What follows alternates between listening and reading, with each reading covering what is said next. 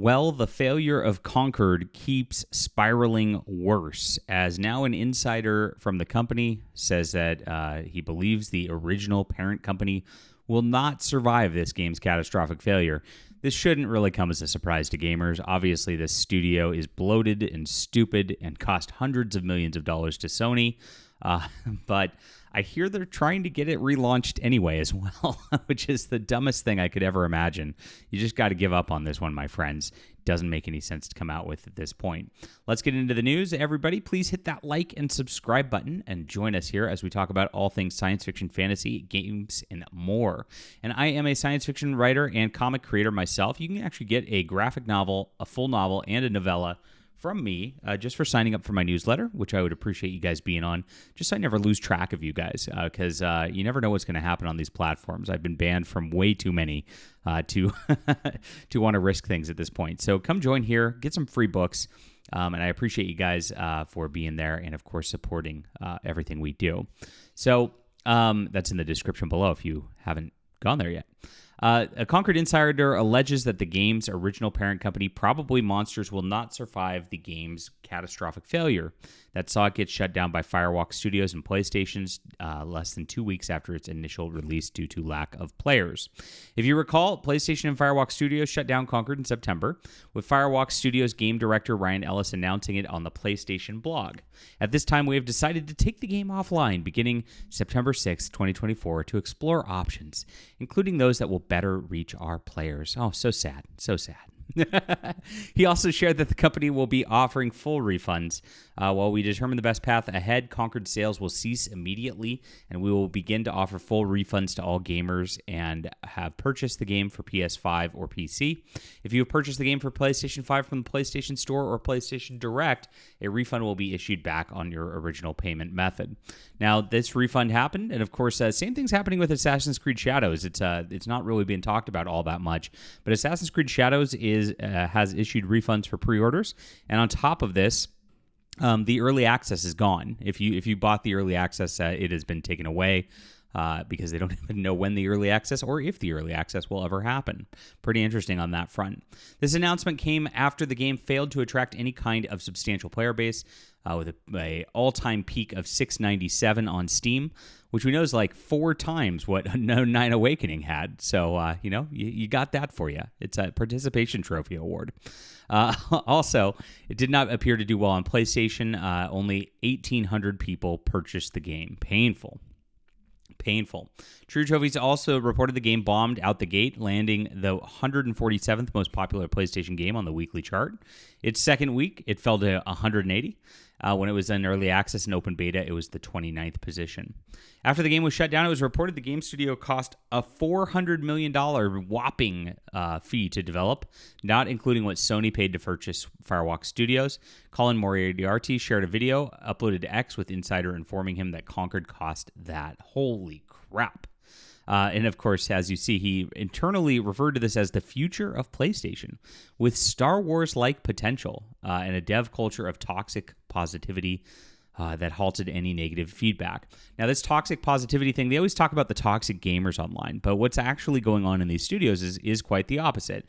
They're the toxic ones, because the woke always project, my friends. Every single time they always talk about this stuff, it's always them who are toxic in their own way. And while they accuse you of toxic negativity, you're just looking at bad products and you're saying, wait a minute, this is bad. And you're not supposed to notice that. You're not supposed to actually pay attention to that, according to these people. You're supposed to just consume product and be happy because they worked hard to develop it. You're supposed to be, you got to make sure these woke people keep their jobs. It's just so important. But internally, it is the toxicity that's out there. They've got their woke agenda. They push it on everything and everyone. And then if anybody tries to criticize things, they'll get fired. And so you can't actually have any honest feedback within these game companies at all at this point. And that's exactly what's going on. That's where the toxicity exists. Because they've created this toxic culture, surrounding it. It basically comes from HR people who have wanted to diversify everything. And it's costing the video game companies billions at this point. It really is. And we're going to see a lot of layoffs coming forward. So this is the interesting stuff right now. He revealed that Probably Monsters, who are the original owners of Firewalk Studios and Concord before selling PlayStation Studios to Sony, and the game's original investors spent about $200 million on the game before it even made it to its alpha state. Holy crap. Up to the point of the game when alpha state, they had already spent $200 million on it. It's unclear how much of that money was from Probably Monsters and the original investors and how much of that was from Sony. Now, my insiders at these companies tell me that it's actually way, way, way crazier than this. And they don't actually front a lot of the money themselves. They actually take giant loans for these AAA games against future sales. And so these loans then are racked up against the companies. So when a company has this big of a failure, the loans can't be repaid, and that's exactly why the company's likely to go out of business here. Spoiler alert, that's what's probably going to happen here. When the game had $200 million spent on it, and it was basically an alpha form in Q1 2023, from that point the game launched, Sony spent another $200 million on it. The scuttlebutt behind the scenes about Concord is the game was a laughable shape when it was shown. Basically, when the alpha was ready to go, it was such horrible shape, Sony felt they needed to spend that much money again to get the game to minimum viable product status. Not to the status of being a great game, just viability. And as we know, this game was so stupid, it didn't even have a single-player option. You had to be in online matches. It was something that there's a lot of free games like Overwatch and the like that you don't need to actually buy things up front. And then they wanted to charge you for the purchase price also on top of this. I mean, it was going to fail just based on that alone. Then you add the awoke element in, and nobody wants to play it. Pretty obvious. A major expense was to urgently outsource much of the game to the other studios to finish building the game out. And the two fundamental games were not worked on top of that point, which the game was shown in alpha, onboarding, nothing about that. There was nothing about how the players make their character, all that kind of stuff, or choose the character and get there. And as we know, at this point, it was a big pronoun disaster. And the monetization, two very expensive, very specific boutique things happen in games like this. Later in the video, he claims that executives at Sony and PlayStation Studios were championing the game. They could believe that it was going to be their Star Wars, as we talked about with that and the Toxic Positivity Guide. Now, this is the setup as we've all gone into this very interesting point where the woke game studios are failing. And like I said, I'm going to venture to guess there's giant loans involved in this game, much like Ubisoft has giant loans for Assassin's Creed Shadows. And this is why the people panic internally. This is why the investors are panicking at these companies, because when you've got loans involved, it becomes a whole different ballgame. It's not just losing house money, my friends. So now a Concord insider tells that Park Place he does not believe Probably Monsters will survive going forward, albeit he does think there are plenty of people who might be able to salvage the company and thread the needle, but only time will tell. He said morale is horrifically low, as it should be. You've made a terrible game, and you knew that you made a terrible game. That's the weird part about these people. It's not like they don't know that they did it. It's like they think that they have something fantastic that's amazing and innovative and just something that's to be proud of. They know exactly what they did. All these companies know exactly what's happening when all this goes on.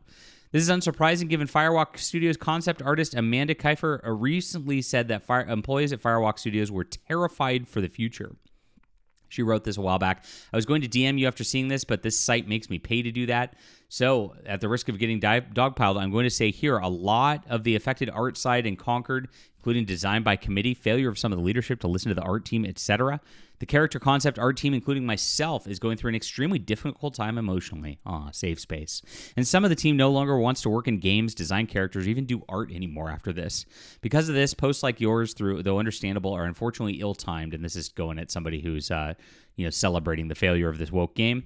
And this is what's interesting. They always try to play victim too. They do this, and then they're really the victims here every single time on this level.